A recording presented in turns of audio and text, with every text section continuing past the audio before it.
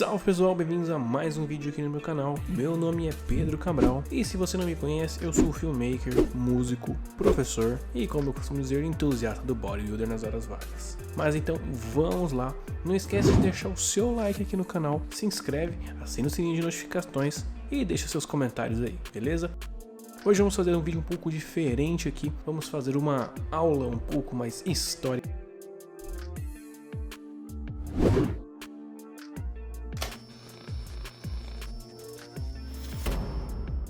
Boa parte do cinema mudo se destaca na década de 20. Porém, em 1926 isso começaria a mudar. Hollywood já era tomada por grandes estúdios, e um desses estúdios que talvez vocês tenham já ouvido falar, né, que é a Warner Bros. Ela introduziu um sistema de som chamado Vitaphone. Esse aparelho ele permitia que se pudesse tocar um disco junto com a execução do projetor. Assim, o áudio ficaria sincronizado com a imagem, né? Que a maior dificuldade que se tinha na época não era gravar o áudio, e sim tocá-lo junto do filme, já que o cinema mudo não era um cinema silencioso, né? Dentro das Nickelodeons existiam pianos, órgãos onde musicistas acompanhariam e fariam uma trilha para o filme. E o Vitaphone começou a mudar isso. A primeira obra a ser lançada com o uso dessa tecnologia foi em 1927, quando se estreou The Jazz Singer, mas esse filme não foi 100% utilizado com aquilo. Ele tinha algumas falas, porém ele era boa parte ainda musicalizado. Well, we're gonna move from here. Foi apenas no ano seguinte, em 1928, uma obra também da Warner, The Lights of the New York, que então sim seria o primeiro filme totalmente sincronizado com o som da história. Nightclub, all of my own. E rapidamente, com o avanço dos anos, o Vitaphone já foi atualizado e foi substituído por outros aparelhos cada vez mais modernos que vários estúdios se desenvolviam. Em 1929, o filme O Beijo da MGM foi considerado o último filme da era muda a ser lançado e o último filme mudo a ser lançado. Até o final daquele ano, praticamente todas as obras de Hollywood já eram faladas. Ao decorrer do mundo, ainda se demorou um pouquinho para se atualizar devido ao investimento, né, na área nesse setor. Naquela mesma época também surgia aqui no Brasil seus primeiros grandes estúdios de cinema, dentre eles a Cinédia, que faziam obras totalmente voltadas para a ideia da produção norte-americana. Mas vamos pontuar um pouquinho da história do cinema no Brasil um pouco mais à frente. Em Hollywood surgiam então nos anos seguintes os cinemas de gênero, como se costuma dizer, para se difundir cada vez mais aqueles gêneros como musicais, comédias, filmes noir que surgiram na década de 40. Além disso, as obras de terror também começaram a ganhar espaço, os thrillers, principalmente dirigidos pela maestria de Alfred Hitchcock. Enquanto isso, a Europa continuava se reinventando e mantendo novos movimentos que marcariam a história do cinema. Dentre eles, podemos destacar o neorrealismo italiano.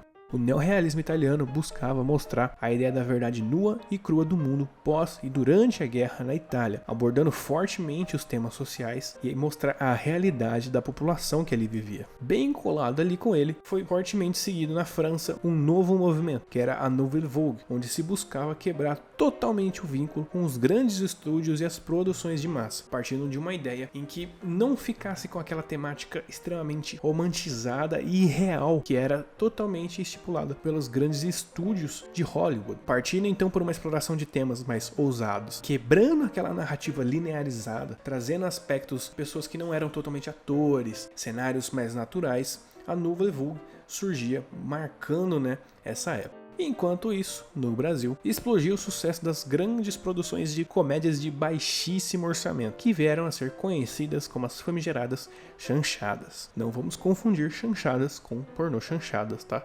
Tem uma diferença e a pornô chanchada vem surgir só lá na frente. Essas comédias, elas chamadas de chanchadas, elas exploravam muito os temas de carnaval e boemia. E até mesmo com os grandes estúdios presentes em Hollywood, filmes de baixo orçamento também foram fazer sucesso lá nos Estados Unidos, já com produções que nós jogávamos chamando de filmes B, que chegaram até mesmo a ganhar um termo próprio, os exploitations.